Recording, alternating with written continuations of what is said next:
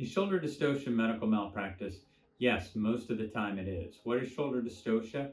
Well, it's damage to the nerves in the neck and the shoulder of the baby. It's caused in the birthing process and the delivery of the baby, usually by the obstetrician or whoever's delivering the baby, pulling too hard on the child. And as he or she comes through, and in severe cases, it can cause really significant permanent damage to the neck, to the nerves that run from the neck down into the arm, causing sometimes even a loss of use of that arm for the child.